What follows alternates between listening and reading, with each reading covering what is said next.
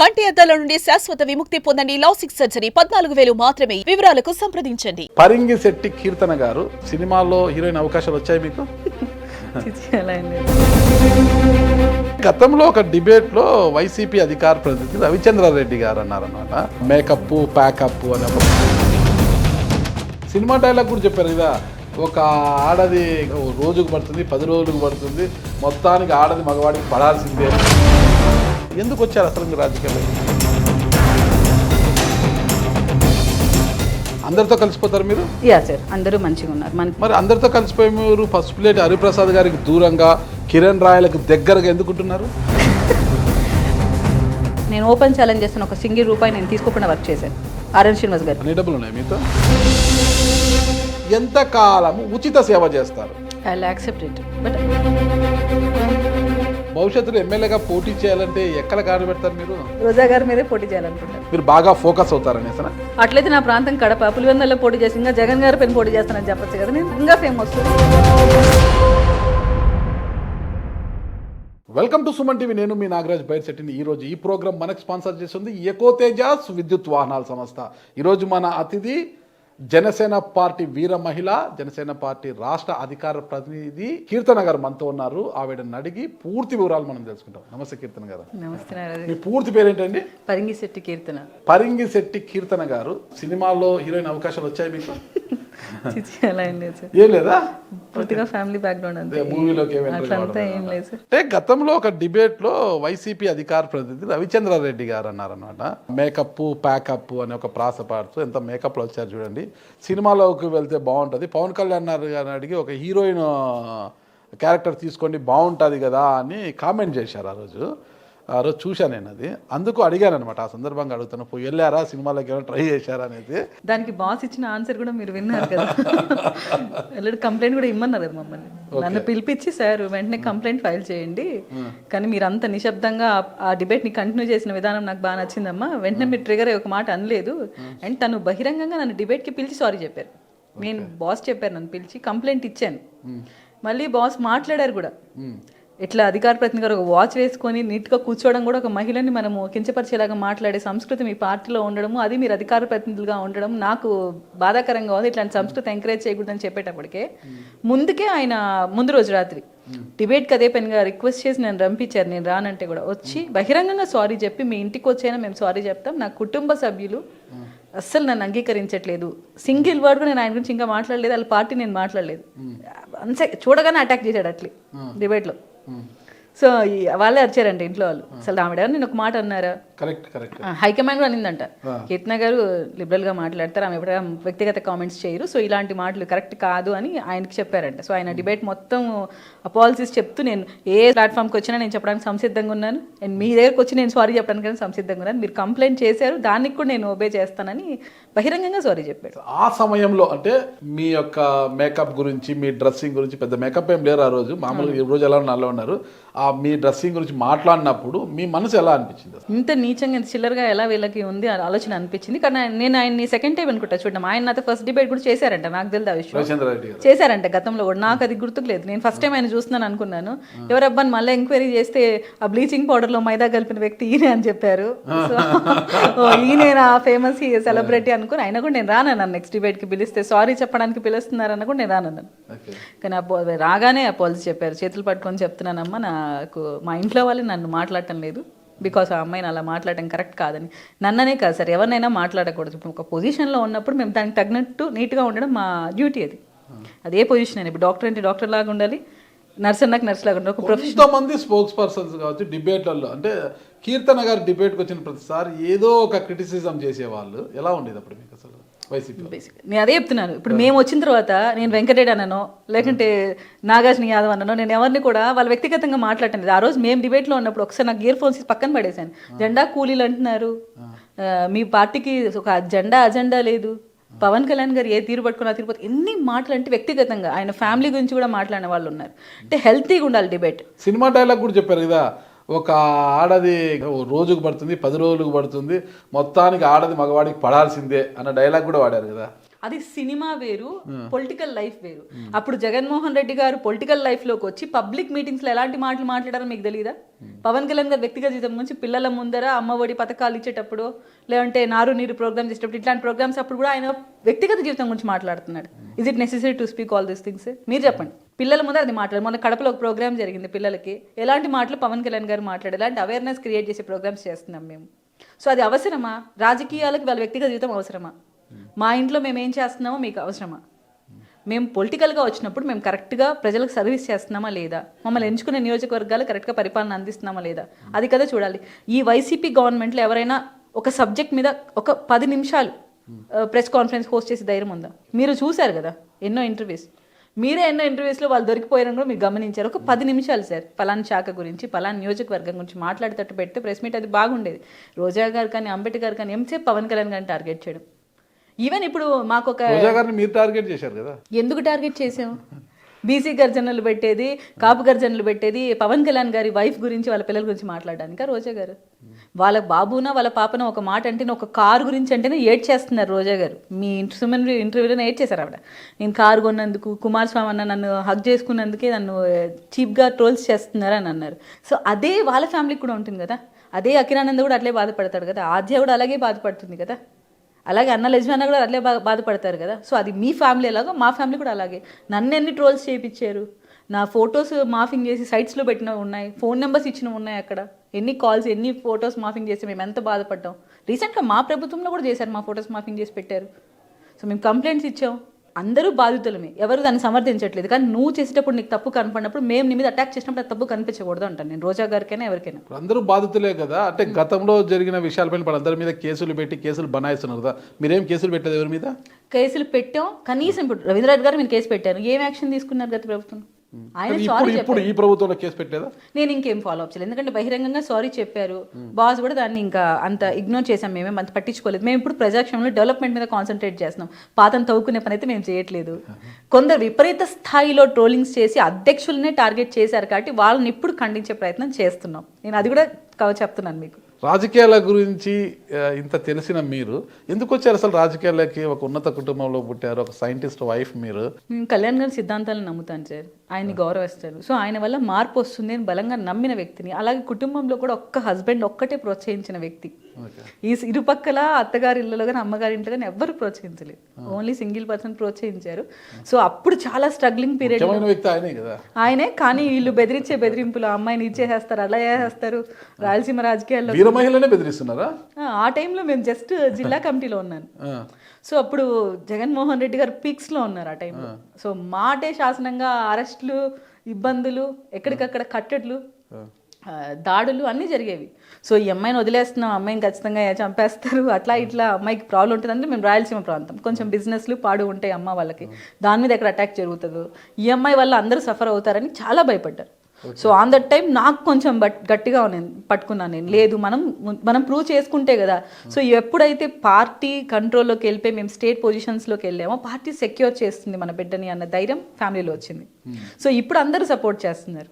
On that time అది నేను అంటున్నాను. అది మనం స్ట్రగ్లింగ్ లో ఉన్నప్పుడు మనకి ఎవరు సపోర్ట్ చేయరు, అప్పుడు మనకు మనమే ధైర్యం చెప్పుకుని ఆ రోజు నేను అందరూ వ్యతిరేకించినా, లేదు నేను నమ్ముకున్న సిద్ధాంతం కరెక్ట్, నేను ఫైట్ చేద్దామని నిలబడ్డాను. దేవుడు నన్ను ఈ స్థాయిలో నిలబెట్టాడు అనుకుంటాను. ఒక్కసారి మీ కుటుంబ నేపథ్యం గురించి వివరించండి. నాన్నగారి పేరేమిటి?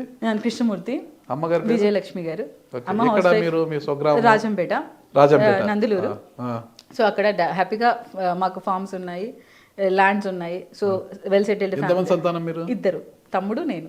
తమ్ముడు ఏం చేస్తారు? తమ్ముడు సాఫ్ట్వేర్. మీ స్టడీస్ అంతా? నాది బీటెక్ డిగ్రీ అయిపోయింది, ఇప్పుడు ఎల్ఎల్బి కూడా కంప్లీట్ అయింది. ఓకే. సో హ్యాపీగా మ్యారేజ్. ప్రైమరీ ఎడ్యుకేషన్ అంతా కూడా కడప, నందలూరు కదా ఉండేది, కడపలో. కానీ తాతయ్య వాళ్ళు, అమ్మమ్మ వాళ్ళు బాగా అక్కడ ఎడ్యుకేషన్ బాగుంటుందని కడపలో పెట్టి చదివించారు. దెన్ ఆఫ్టర్ మ్యారేజ్ నేను డిగ్రీ కంప్లీట్ చేసుకున్నాను. ఆఫ్టర్ మ్యారేజ్ అంటే ఎప్పుడు మ్యారేజ్ అయింది మీకు? 2011లో డిగ్రీ కంప్లీట్ చేశాను. మీరు ఇక్కడ చేసుకున్నాను చిత్తూరు. పెళ్ళప్పుడు ఏం చదువుతున్నారు మీరు? ఇంటర్ అయిపోయి డిగ్రీ చేస్తా ఉన్నాను. ఇంటర్లో ఏ group? CEC. Degree? BCom. BCom pass అయ్యారా? అయిపోయింది సార్. బీకామ్ ఆనర్సా జనరలా? జనరల్. బీకామ్ జనరల్ చేశాను. దాంతో అమ్మాయిలంతా బైపీసీ అది చేసి ఏదో నర్సింగ్ పోలనో లేదంటే మెడిసిన్ చేయాలనో ఏజీబీఎస్ అనుకుంటారు కదా, బయట పంపి అంత థింకింగ్ అయితే ఎవరికి లేదు సార్. హ్యాపీగా మ్యారేజ్ రిచ్ ఫ్యామిలీ మీరు? అలా ఏం కాదు, వెల్ సెటిల్డ్. హ్యాపీగా మ్యారేజ్ చేసాం. ఒక సైంటిస్ట్ అబ్బాయి బాగా చూసుకుంటాడు. ఇంక మనకి ఎందుకు, మన పాప ఏం జాబ్కి వెళ్ళాలని. సైంటిస్ట్ ఇంటర్మీడియట్ అమ్మాయిని ఎందుకు పెళ్లి చేసుకున్నాడు? ఆయన డిగ్రీ చేస్తున్నాను కానీ ఆయనకు నచ్చాను, ఆయన చేసుకోవాలనుకున్నారు. నచ్చారా? ఎలా, ఎక్కడ చూసారు? పెళ్లి సంబంధాలు వచ్చినప్పుడు చూశారు. సో ఈ అమ్మాయి మాకు నచ్చింది అనుకున్నారు, కావాలని చేసుకున్నారు. ఒక సైంటిస్ట్ ఒక పీజీ చేసిన అమ్మాయి, కనీసం డిగ్రీ పాస్ అయిన అమ్మాయినో ఒక బీఎస్సీ చదివిన అమ్మాయినో కోరుకుంటాడు. ఒక సైంటిస్ట్ వచ్చి డిగ్రీ ఇంకా ఫస్ట్ ఇయర్ చదువుతున్న అమ్మాయిని ఎందుకు నచ్చాడు? అది ఆయన అడగాలి. మా ఫ్యామిలీ ప్రపోజల్ వాళ్ళు వచ్చారు, చూశారు, నాకు పాప నచ్చింది అన్నారు. వాళ్ళ ఇంట్లో కూడా ఈ అమ్మాయి కావాలనుకున్నారు, ఆ రోజు చేసుకున్నారు. హ్యాపీగా చేసాడు మీ ఆయన, నేను చేసుకుంటే అమ్మాయిని ఖచ్చితంగా ఈ అమ్మాయి కావాలని వాళ్ళు చేసుకున్నారు. నచ్చాడా లేదా? నచ్చారు సార్, చేసుకున్నాను. హ్యాపీగా లైఫ్ కంటిన్యూ అవుతుంది. ఇద్దరు సార్, ఇద్దరు పాపలు. పాప 7th, సెకండ్ పాప 3rd. ఒక పాప 7th, ఒక పాప 3rd క్లాస్. మీ హస్బెండ్ ఎక్కడ చేస్తున్నారు? ఇక్కడే గాదంకి దగ్గర ఎన్ఆర్ అని ఇక్కడ ఉంది, దాంట్లో చేస్తున్నారు. ఎస్సీగా ఉన్నారు ఇప్పుడు. మంచి లైఫ్, మంచి ఫ్యామిలీ లైఫ్, ఇవన్నీ చూసుకోకుండా రాజకీయాల్లోకి పోవాలి. ఒక పవన్ కళ్యాణ్ సిద్ధాంతాలు నచ్చితే మనం ఇంట్లో ఉండే సపోర్ట్ చేసుకోవచ్చు, ఓటు వేయచ్చు అంత. కానీ ప్రత్యక్ష రాజకీయాల్లోకి రావడము, మీడియాల్లోకి రావడము, డిబేట్లలో పాల్గొనడము, అనడము, అనిపించుకోవడము, మీరు అనకపోయినా అంటారన్నమాట ఎన్నో మాటలు. ఇవంతా పెద్ద గజిపిజి కదా. అంటే ముళ్ళకంప మీద మన చీర ఇరికించినంత ఇగ్గితే చిరిగిపోతుంది అది. అందుకే ఎందుకు ఇరికించడం ఎందుకు, ఇగ్గడం ఎందుకు అనేది లేకుండా ఎందుకు వచ్చారు అసలు మీరు రాజకీయాల్లోకి? మీరు నన్ను అంటే బిఫోర్ 2019 ముందు అయితే నేను ఓన్లీ సోషల్ మీడియా క్యాంపెయిన్ గానే ఉన్నాను పార్టీకి. నా వాయిస్ ద్వారా వీడియోస్ మాట్లాడడము, సబ్జెక్ట్ ద్వారా మాట్లాడుకోవడం, అంతవరకే ఉన్నాను. మీరంటే నా బంధువులకి, తెలిసిన వాళ్ళని మోటివేట్ చేసుకుంటూ జనసేన పార్టీకి ఓట్ చేయమని చెప్పే ఒక్క కార్యకర్తలాగే నా మైండ్ సెట్ ఉండే. నేను ఇప్పుడు బహిరంగ మీటింగ్లకు ఎప్పుడు అటెండ్ అవ్వలేదు. ఓడిపోయిన తర్వాత పార్టీలోకి ఎంటర్ అవ్వడం, బాస్ సమక్షంలోనే ఆ రోజు ఎంటర్ అయ్యాను. ఫస్ట్ కండువా ఏం లేదు, జస్ట్ బాస్ వచ్చారు, తిరుపతికి వచ్చారు. నాకు తెలిసిన వాళ్ళ ద్వారా ఇంట్రాక్షన్ జరిగింది బాస్ తో. ఇంకా 6 నుంచి కంటిన్యూ అవుతూ వచ్చాను. మీరన్న మైండ్ సెట్ నాకు కూడా ఉండే. అంటే ఫస్ట్ ముళ్ళ కిరీటం లాగా ఉంటుంది రాజకీయం అని నాకైతే అవగాహన లేదు. ఏదో సాఫీగా ఉంటుంది అని, ఒక ప్లెయిన్ ఎన్విరాన్మెంట్ ఉంటుంది అన్న థింకింగ్ లో వచ్చాను. వన్స్ మనము కాంపిటీటర్ అవుతున్నాం అనేటప్పటికి వచ్చాయి అన్ని అవన్నీ. ఎట్లా కాంపిటీటర్ మీరు? అంటే ఎవరైతే ఉంటారో వాళ్ళకి మనం కాంపిటీటర్ అవుతాం ఆటోమేటిక్గా. సో మన వాయిస్, మన అపియరెన్స్ అక్కడ ఒక కీ రోల్ ప్లే చేస్తూ ఉంది. సో ఆటోమేటిక్గా మనకు శత్రువులు పెరుగుతారు. ఒక్కొక్క మెట్టు ఎదుగుతున్నాం. జిల్లా కమిటీకి వచ్చాం, దాని తర్వాత డిబేట్స్కి వచ్చేసాము. డిబేట్స్లో ఒక రోజుకి 7 డిబేట్స్ అటెండ్ అయ్యేంత బిజీ అయిపోయింది. దాని తర్వాత రికగ్నైజేషన్, దాని తర్వాత ఎక్కడ మీటింగ్స్ ఉన్నా పిలవడము. మనం కూడా కొంచెం ఇంట్రెస్ట్ ఎక్కువ జనసేన మీద. ఎక్కడ జెండా ఉన్నా, అది చిన్న కార్యక్రమం కాదు, పెద్ద కార్యక్రమం అని కాదు, జెండా ఉంది అంతే వెళ్ళిపోవడమే. సో ఆ మాట కూడా అనిపించేసుకున్నాను. జనసేన జెండా ఎక్కడ కీర్తన కార్యక్రమం అంతే. అంత పీక్స్కి వెళ్ళిపోయి ఆ రేంజ్లో మనం ఉన్నప్పుడు అంత ప్యాషన్ అయిపోయింది. ఎట్లా తిరిగి మనం గవర్నమెంట్ ఫామ్ చేసుకోవాలి. అంతలో కాకుండా మనకు బాస్తో కూడా చాలా మంచి ఇంట్రాక్షన్ ఉండేది, పార్టీతో కూడా మంచి ఇంట్రాక్షన్ ఉంది. చిన్న విషయం ఉన్నా కూడా వెంటనే పార్టీ స్పందించేది. అందరితో కలిసిపోతారు మీరు? యా సార్, అందరూ మంచిగా ఉన్నారు. మనకి అందరితో కలిసిపోయి మీరు ఫస్ట్ ప్లేట్ హరిప్రసాద్ గారికి దూరంగా, కిరణ్ రాయలకు దగ్గరగా ఎందుకుంటున్నారు? టోటల్ ఆపోజిట్ వర్షన్ ఇది. అసలు అది ఎప్పుడు జరగలేదు. వాళ్ళిద్దరూ ఇద్దరికి మధ్యలో ఉండి నలిగిపోయిన పాప అంటే ఎవరు కీర్తన అంటారు. అవునా? ఒకవేళ ఇద్దరు ఒకే టైంలో కార్యక్రమాలు పెట్టినా కూడా ఇద్దరి కార్యక్రమాలకు అటెండ్ అయ్యేదాన్ని. ఓకే, ఎలాగా? ఇక్కడ అక్కడ రెండు అంటే నేను ఎవరి మనిషిని కాదు, పార్టీ మనిషిని అనిపించుకోవాలి. ఒక పక్క ఇన్ఛార్జ్, ఒక పక్క జిల్లా అధ్యక్షుడు. సో ఇద్దరికి నేను వాళ్ళ ప్రోగ్రామ్స్ అటెండ్ అవ్వాలని చెప్పి ఇద్దరు ప్రోగ్రామ్స్ అటెండ్ అయ్యేదాన్ని. దాని తర్వాత కొంచెంగా నాకు పార్టీ స్ట్రక్చర్ అర్థమైన తర్వాత పార్టీకే కన్సిస్ట్ అయ్యి నేను డిబేట్స్కే ఉండేది. కిరణ్ రాయల్ గారి ముద్ర మీపై ఎక్కువ ఉంది. కిరణ్ రాయల్ గారి వర్గం ఏమి అనేది అసలు ఎవరు చెప్పరు. నేను చాలా మంది అడిగా, వాళ్ళు అంటారేమో కానీ ఎవరు ఆ మాట చెప్పరు. అసలు కిరణ్ రాయల్ గారి ముద్ర అని అవంతా ఏం మాట్లాడాల్సిన ఇది కూడా లేదు మన దగ్గర. ఎందుకంటే నేను ఎలక్షన్ టైంలో ఆర్ఎన్ శ్రీనివాస్ అనే ఆస్పిరెంట్ని మనకు ప్రకటించిన తర్వాత సెకండ్ డేనే సపోర్ట్ చేసిన వ్యక్తి నేను. ఎందుకంటే నాకు పార్టీ ఆఫీస్ ఇన్స్ట్రక్షన్స్ వచ్చాయి. లేదు, పార్టీ ఇన్స్ట్రక్షన్స్ ఉన్నాయి. అక్కడ ఏదో బ్యానర్స్ వేస్తున్నారంటే కీర్తన గారు వ్యతిరేకంగా జరుగుతోంది, ఇది కరెక్ట్ కాదు, బాస్ ఇన్స్ట్రక్షన్స్ మీద మనం ప్రతి ఒక్కరిని వర్క్ చేయాలి అని నాకు ఇన్ఫర్మేషన్ రాగానే ఫస్ట్ వాయిస్ ఇచ్చింది నేనే. వాళ్ళ దగ్గర నుంచి నన్ను రమ్మని కాల్ చేస్తే ఫస్ట్ వెళ్ళి మాట్లాడిన వ్యక్తి కూడా నేనే. సో ఆ రోజు నుంచి ఈ రోజు దాకా నేను ఓపెన్ ఛాలెంజ్ చేస్తాను, ఒక సింగిల్ రూపాయి నేను తీసుకోకుండా వర్క్ చేశాను ఆర్ఎన్ శ్రీనివాస్ గారు. డబ్బులు అని కాదు సార్, అక్కడ పార్టీలో తిరగాలన్నా డబ్బు కావాలి కదా. నా ఓన్ ఎక్స్పెండిచర్ నేను పెట్టుకున్నాను. అదే అన్ని డబ్బులు ఉన్నాయా? అన్ని డబ్బులు అవసరమైనంత వరకు చేశాను సార్. నాకు ఎంత అవసరం అంత.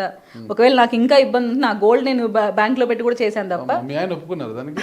చెప్పాను కదా సార్, మీ ఇద్దరం పవన్ కళ్యాణ్ గారు అభిమానులే. ఓకే. సో మాకు అటువంటి వాటిలో డిఫరెన్సెస్ రావు, కానీ నాతో తిరిగే వాళ్ళకి న్యాయం చేయలేనప్పుడే నాకు కొంచెం డిఫరెన్స్ వస్తాయి ఎమ్మెల్యే గారితో, అంతవరకు తప్ప ఇంకెప్పుడు మాకు డిఫరెన్సెస్ లేవు. సో నేను ఎప్పుడైనా వెళ్ళానంటే ఇదో మా వాళ్ళకి ఇది చేయండి సార్, అంత పని చేసిన వాళ్ళకి ఇది చేయండి అని ఒక మాట అడుగుతాను తప్ప నాకు ఇది చేయండి నేను అడగలేదు. అందుకే గోల్డ్ తక్కువ ఉంది మీ మెల్ల, అంతా బ్యాంక్లో దేవుడి దయిస్తే ఏముంది లేదు సార్ అంతా. కానీ దాని తర్వాత నేను మొన్న కూడా నన్ను పార్టీ ఆఫీస్కి వెళ్ళినప్పుడు జనవానికి అప్పుడు అదే అడిగారు, ఎలా ఉంది కీర్తన గారు, బాగుంది కానీ మన వాళ్ళకి న్యాయం చేయాలి ఫస్ట్ థింగ్, అదే అడుగుతున్నాం మేము. ఎక్కడ కాంట్రవర్సీ లేదు, కిరణ్ గారి మనిషి, హరిప్రసాద్ గారి మనిషి అనేది మీరు తిరుపతికి వచ్చి తెలుస్తుంది ఎవరి మనిషి అని. ఆ అమ్మాయి సింగిల్ స్టాండ్, పార్టీ స్టాండ్ అని చెప్తారు. ఎవరి మనిషి కాదు, మీరు పార్టీ మనిషి. పార్టీ కోసం శక్తివంతంగా కూడా కృషి చేస్తున్నారు. సింగిల్ రూపీ కూడా పార్టీ డబ్బు తీసుకోకుండా మీ సొంత ఖర్చు, మీ బంగారాన్ని బ్యాంకులో తాకట్టు పెట్టి, అంత ఉదారమైన స్వభావం మీది, తాకట్టు పెట్టి మరీ ఖర్చు పెడుతున్నారు. మరి ఇంత ఖర్చు పెట్టి పార్టీ కోసం ఇంత శ్రమించిన కీర్తనకు మరి కూటమి ప్రభుత్వం అధికారంలోకి వచ్చింది, ఏమి ప్రాధాన్యత ఉందంటారు? ఖచ్చితంగా ఇస్తారు, ఉంది కూడా. ఇప్పటికే 90% కార్పొరేషన్లు, మెయిన్ కార్పొరేషన్లను ఇచ్చేశారు. ఇక మిగిలింది ఏమీ లేవు అనమాట. ఏదో చిన్న చితక ఇవో ఉన్నాయి. ఇక ఏమి ఇస్తారని ఆశిస్తున్నారు? నారాజ్ గారు, మీరు ఒక విషయం అర్థం చేసుకోవాలి. ఫస్ట్ థింగ్, పొజిషన్స్ ఇస్తేనే పార్టీ గౌరవం ఇచ్చిందని కాదు. ఆల్రెడీ పొజిషన్ ఇచ్చారు కాబట్టి, ఇక్కడ కూర్చోబెట్టాం కాబట్టి మీరు మమ్మల్ని ఇంటర్వ్యూ చేస్తారు. ఆదాయం లేని పదవులు ఎన్ని వస్తాయి లాభం? ఆదాయంతో కాదు కదా, బాస్ టీమ్ అనే మాటే ఒక ఇది కదా. సరే, ఎంతకాలం అంటూ ఇప్పుడు చదువుకుంటుంటాం, చదువుకునే సమయం వరకు మనకు ఆదాయంతో పనిలే, మనకు చదివే ముఖ్యము. చదువుకున్న తర్వాత ఆదాయం కోసం ఆలోచించే ఉద్యోగం వచ్చిన తర్వాత ఆదాయం అనేది ఆలోచిస్తాము. ఫస్ట్ చదువుకోవాలి. ఫస్ట్ మనము చదువుకునేది ఎందుకు? ఉద్యోగం కోసము. ఉద్యోగం ఎందుకు? సంపాదన కోసము. ఓకేనా? చదువుకున్న తర్వాత వ్యాపారం చేసిన సంపాదించవచ్చు, ఉద్యోగం చేసిన సంపాదించు, అల్టిమేట్గా సంపాదన కోసం ఎవరైనా చేసేది. కరెక్ట్ కదా? ఇప్పుడు మీరు రాజకీయాల్లోకి వచ్చారు, జీవితాంతం సేవ చేస్తుంటే కాదు కదా. రాజకీయాల్లోకి వచ్చిన తర్వాత మీకు ఒక పదవి ద్వారా వచ్చే సంపాదన, ఆ సంపాదనతో మిమ్మల్ని నమ్ముకున్న 10గురికి మేలు చేయాలన్న ఆలోచన, ఇవన్నీ ఉంటాయన్నమాట. నాకు సంపాదన, నాకు పదవులే అవసరం లేదు, బాస్ చెప్పాడు నేను చేస్తానంటే ఎంతకాలము ఉచిత సేవ చేస్తారు? I will accept it. But మీరు ఆలోచించాల్సింది ఏంటంటే, ఇక్కడ బాస్తో ప్రయాణం, మీరు ఆయనతో ప్రయాణం చేస్తున్నప్పుడు ఆయన ప్రజల కోసం చేస్తున్న ఇంటెన్షన్తో ఉన్నాడు. మనకేమైనా చేయాలన్న ఇంటెన్షన్ ఇప్పుడు ప్రస్తుతం ఆయన ఉన్న సిచ్యువేషన్లో లేదు. మీరు రాష్ట్రం ఎలా ఉందో మీరు గమనిస్తున్నారు. ఆయన జనవరి తర్వాత కొంచెం ఫ్రీ అవుతారు. దాని తర్వాత ఎవరికి ఏం పొజిషన్స్ వేయాలో మాట్లాడతారు. ఆల్రెడీ నేను బాస్ ప్రమాణ స్వీకారం అయిన తర్వాత కలిసాను పిఠాపురంలో. అప్పుడు నాకే ఆయన చెప్పారు, మేడం మీరు చెప్పండి కీర్తన గారు, మీకు ఏ శాఖలో ఇంట్రెస్ట్ ఉంది, ఏం చేయాలనుకుంటున్నారు, అంటే దేంట్లో తీసుకోవాలనుకుంటున్నారు మీరు పొజిషన్స్, ఏది తీసుకుంటే మీకు బాగా చేయగలుగుతాను అన్నప్పుడు నేను ఏమన్నానంటే, అవసరం లేదు సార్, మీకు ఏది నచ్చితే అది ఇవ్వండి. సో నా డిపార్ట్మెంట్స్లో చెప్పండి అని కూడా అడిగాను. ఆయన డిపార్ట్మెంట్స్ ఆయన ఇప్పుడు తీసుకున్న దాంట్లో కూడా, సార్ మీ ఇష్టం వచ్చింది మీరు చేయండి సార్, నాదేం ఉండదు అంటే, పక్కన రోజు నా బాబానే నన్ను అడిగారు మళ్ళీ, ఎందుకు ఇలా చెప్పావు, పలాంది కావాలని నువ్వు చెప్పి అడిగి తీసుకోకెడుతున్నా అంటే, లేదండి అది స్వార్థం అయిపోతుంది, ఆయనకు తెలుసు మీకు తెలుసు అని చెప్తే, నేను నా ప్రొఫైల్ ఇచ్చినప్పుడు కూడా నేను ఏమీ రాయలేదు, జస్ట్ వాళ్ళకి ఆబ్లిగేషన్స్లో ఏం పెట్టలేదు, జస్ట్ టిక్ మార్క్ పెట్టి వదిలేశాను. నాకు మీరు ఇవ్వాలనుకుంటే నా వాయిస్కి తగినట్టుగా నేను నలుగురికి న్యాయం చేసే విధంగా ఏమి ఇచ్చినా నేను తీసుకుంటానని చెప్పాను. మొన్న కూడా నాతో మీడియా హరిప్రసాద్ గారు మాట్లాడినప్పుడు ఇదే మాట చెప్పాను. సో ఇప్పుడే ఇవ్వాలి, ఈ రోజే ఇవ్వాలనే థింకింగ్లో అయితే లేదు. ఖచ్చితంగా న్యాయం అయితే జరుగుతుంది. ఇప్పుడు మీరు ఊహించారా కీర్తన ఎన్డీఏ సమావేశాలకు పంపిస్తారని? ఆయనే పిలిపించి నన్ను పంపించారు. కళ్యాణ్ గారిని నన్ను పిలిపించి కీర్తనని మనం ఎన్డీఏ సమావేశాలకు పంపిస్తున్నాం అని పంపించారు. సో అంత గుర్తింపు ఎలా ఉంది? పార్టీకి కష్టపడ్డామని తెలిసే కదా. సో పొజిషన్స్ కూడా ఖచ్చితంగా వస్తాయి సార్. మనం ఆ కంగారులో ఏమైనా మిస్టేక్స్ చేస్తామేమో కానీ ఖచ్చితంగా అందరికీ పొజిషన్స్ అనేవి ఉంటాయి. మనం తొందరపడి ఏమన్నా తప్పటడుగులు వేయకూడదు ఇప్పుడు ఈ టైంలో మాత్రం. ఎందుకంటే మనం అధికారంలో ఉన్న ప్రతి ఒక్కరి కళ్ళు మనపైనే ఉంటాయి కాబట్టి నిదానంగా ఓపికగా చేసుకుందాం. డబ్బు అంతిమ లక్ష్యం కాదు, పదవి అంతిమ లక్ష్యం కాదు. ప్రజల సర్వీస్ చేస్తుంటే ఆటోమేటిక్గా ఏదో ఒక రోజు గుర్తింపు వస్తుంది. కీర్తన గారి యొక్క ప్రస్థానము అన్నమయ్య జిల్లాలో స్టార్ట్ అయ్యి అత్తగారిల్లు చిత్తూరుకు వచ్చింది. చిత్తూరు నుంచి ఉద్యోగరీత్యా భర్త తిరుపతి జిల్లా బాలాజీ జిల్లాలో కాపురం ఉన్నారు. భవిష్యత్తులో ఎమ్మెల్యేగా పోటీ చేయాలంటే ఎక్కడ కాడు పెడతారు మీరు? అసలు అంత దాకా మేమైతే ఊహించలేదు సార్. జస్ట్ ఇప్పటి వరకు రాజకీయంగా మనం ఒక సుస్థిరమైన స్థానంలో ఉన్నాం. దాన్ని పదిలం చేసుకుంటూ మనతో ఉన్న వాళ్ళకి న్యాయం చేయాలన్న ఇంటెన్షన్లోనే ఉన్నాను. బాస్ సిద్ధాంతాలకు అనుగుణంగా పనిచేస్తున్నాను. ఫ్యూచర్లో బాస్ అవకాశం ఇస్తే ముందు మనం ప్రణాళిక కూడా వేసుకోవాలి కదా. ఆయన అడిగేటప్పటికి మనం ఒక కంప్లీట్ స్ట్రక్చర్ పెట్టుకోవాలి. దాని దగ్గర ఆర్థికంగా మనం స్థిరపడాలి. అక్కడ ఉన్న క్యాడర్ని మనం మమేకం చేసుకుని పోవాలి. ఆ తర్వాత ఆలోచిస్తాను. బట్ నాకైతే రోజా గారి మీద ప్రత్యేకమైన ప్రేమ. సో ఫ్యూచర్లో ఒకవేళ ఛాన్స్ ఉంటే రోజా గారి మీదే పోటీ చేయాలనుకుంటాను. రోజా గారి మీద అవకాశం వస్తే రోజా గారే ఇక్కడ ఏపీ రాజకీయాలు వద్దని తమిళనాడుకు పోతుంటే మీరు తమిళనాడుకు పోతారా ఏంటి? ఆమె అదృష్టం బాగుండి వెళ్ళిపోతే మాకు తెలియదు కానీ ఆమె ఏపీ రాజకీయాల్లో ఉంటే మాత్రం నేను అడిగే ఏకైక కోరిక అదే ఉంటది. నగరిలో జగన్మోహన్ రెడ్డి గారి మీద అభిమానంతో ఇక్కడే ఉండి మళ్ళా నగరిలో పోటీ చేసి మీకే టికెట్ ఇస్తే డిపాజిట్ అని వస్తుందా మీకు? ఈ రోజు రాకపోవచ్చు, మనం కష్టపడి అక్కడ ప్లాట్ఫామ్ క్రియేట్ చేస్తే రోజాకి 1000 ఓట్లతో గెలిచింది. ఆమె పెద్దేమి రోజా గారు ఏం పెద్ద స్టాండర్డ్స్ పెట్టి అక్కడే ప్రజల్ని మమేకం చేసుకొని తిరిగి ప్రచారాలు చేసింది లేదు. కుమారస్వామి నాయుడు గారు అక్కడ అంతా డీల్ చేసేది. రోజా గారి మీద పోటీ చేస్తే మీ అటెన్షన్, మీపై అటెన్షన్ పెరుగుతుంది, మీరు బాగా ఫోకస్ అవుతారనేసనా? అట్లయితే నా ప్రాంతం కడప పులివెందులలో పోటీ చేసి ఇంకా జగన్ గారి పైన పోటీ చేస్తానని చెప్పొచ్చు కదా నేను. Okay okay okay. నాది కడప ప్రాంతం, నేను రాయలసీమ బిడ్డనే, జగన్ గారి పైన పోటీ చేస్తా, ఇంకా నాకు ఇంకా ఫేమ్ వస్తుంది. అంటే ఇవ్వాలి కదా పార్టీ అధినాయకుడు జగన్ గారి మీద పోటీ. ఒక మహిళగా అడుగుతుంది సార్, అప్పుడు ఎట్లుంటది ఇక్కడ చరిష్మా మీకు? మహిళ జగన్ పైన పోటీకి వస్తుందంటే మీకు నేను అట్లా నిజంగానే ఫేమ్ కోసం చేయాలంటే జగన్ గారికి ఆయన పోటీ చేస్తానని చెప్తాను కదా. రోజా గారి మీద ఎందుకు అంత ప్రేమ వల్ల మీకు? సార్ మా జిల్లా సార్, మా జిల్లాలో జరుగుతున్న అఘాయిత్యాలపైన ఎంత నోరిప్పి మాట్లాడుతుందో మీకు తెలుసు. మా జిల్లాలో ఏం టూరిజం డెవలప్మెంట్ చేసిందో మీకు తెలుసు. సో ఆమె ఇన్నేళ్లలో మా మహిళల పక్షాన మేము చేసిన కంప్లైంట్ల పైన కానీ ఏ రోజన్నా ఒక రోజైనా స్పందించిందా? కానీ ఈ రోజు మాకు ఒక ఆనందం ఏంటంటే మాలాగే అధికార ప్రతినిధి అయినందుకు ఒక ఆనందంగా ఉంది. అది మాత్రం నాకు చాలా కలిసిపోయింది అండ్ కోరుకుంటున్నాను ఒక డిబేట్ కూర్చుందాం ఇద్దరం అని.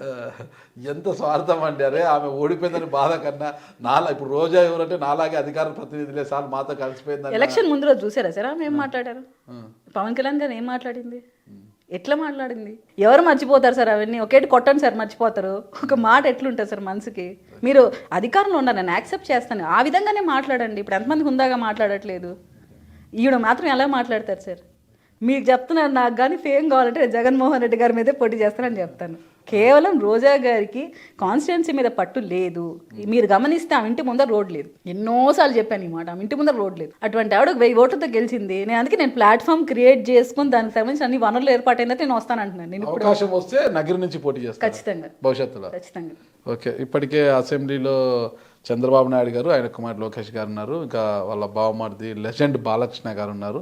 ఇప్పుడు పవర్ స్టార్ పవన్ కళ్యాణ్ అంటే మీ నాయకుడు జనసేన పవన్ కళ్యాణ్ గారు ఇప్పుడే కళగా ఉందన్నమాట. సెలబ్రిటీలతో మొత్తం కూడా అసెంబ్లీ మరో సెలబ్రిటీ అడుగు పెట్టబోతున్నారు. అదే నాగబాబు గారు మంత్రివర్గంలో చోటు రానుంది ఆయనకు. త్వరలో ప్రమాణ స్వీకారం కూడా ఉంది.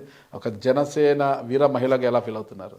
చాలా చాలా హ్యాపీగా ఉంది సార్. అసలు ఆయన ఎంపీగా మేము కన్ఫర్మ్ అనుకున్నాము, అలాంటిది జరగలేదంటే చాలా డిసప్పాయింట్ అయినాం. ఏం కాదు, మనమే సాక్రిఫైజెస్ చేయాలి, మనం చేస్తేనే మిగతా వాళ్ళకి ఇన్స్పైరింగ్గా ఉంటుంది అని ఆ రోజు అన్నయ్య మాతో అన్నారు. కానీ ఈరోజు మళ్ళీ మేము అన్నయ్యని ఈ స్థాయిలో చూస్తున్నందుకు చాలా ఆనందంగా ఉంది. అండ్ ఇవ్వాల్సిన పొజిషన్ కూడా అన్నయ్యకి, ఎందుకంటే పార్టీ అంత బిజీగా ఉన్న టైంలో ప్రతి ఒక్కరిని కూర్చోబెట్టి మాట్లాడి ప్రతి కాన్స్టిట్యున్సీ మీద ఒక గ్రిప్ తెచ్చుకొని అక్కడున్న నాయకులతో మమేకమై ఎన్ని మీటింగ్స్ కండక్ట్ చేశారో మాకు తెలుసు సార్. ఇంటర్నల్గా కానీ ఎక్స్టర్నల్గా కానీ 2 విధాలుగా పార్టీ బలోపేతం కోసం స్టిల్ నౌ ఆయన ఫైట్ చేస్తున్నారు. ఎందుకంటే మనోహర్ సార్ బిజీగా ఉన్నారు, కళ్యాణ్ సార్ బిజీగా ఉన్నారు. సో నెక్స్ట్ నేనే తీసుకోవాలి ఈ బాధ్యతని ఆయన తీసుకున్నారు.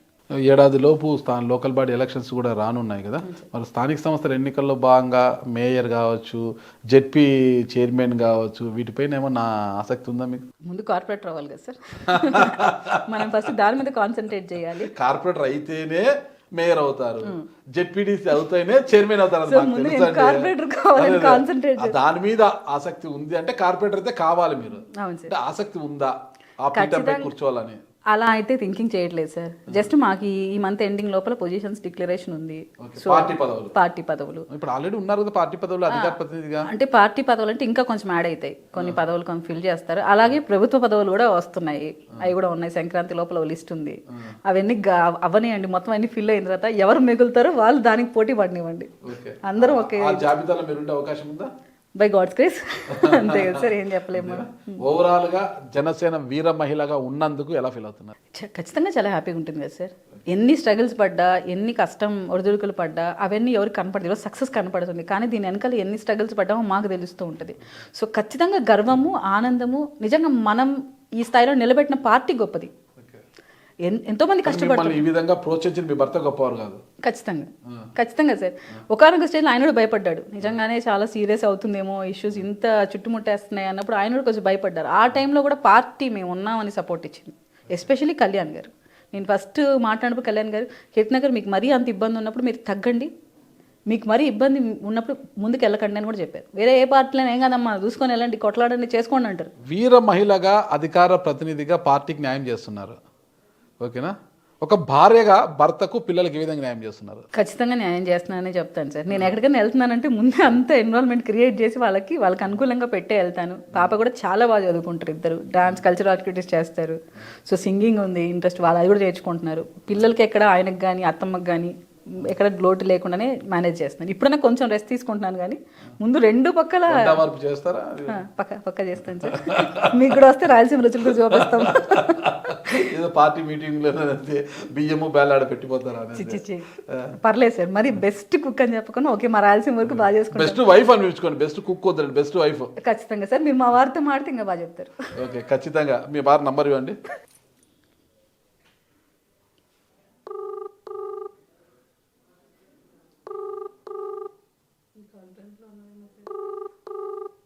చూద్దాం, నంబర్ రింగ్ అవుతుంది. కీర్తన గారి హస్బెండ్ మున్రాజు గారి నంబర్ రింగ్ అవుతుంది. ఆయన ఫోన్ లిఫ్ట్ చేస్తే బెస్ట్ వైఫా కాదన్న విషయం మనం తేల్చేద్దాం ఇప్పుడే. ఈ ఫోన్ కాల్తో తేలిపోవాలి. మీ అదృష్టం, కాన్ఫిడెన్స్ ఉంది. ఇది నా అదృష్టం కాదు, కీర్తన గారి అదృష్టం. ఆయన ఫోన్ లిఫ్ట్ చేయలేదు, కీర్తన గారి అదృష్టం. కానీ ఆయన ఫోన్ లిఫ్ట్ చేసి ఉంటే తెలిసిపోయేది బెస్ట్ వైఫా కాదు.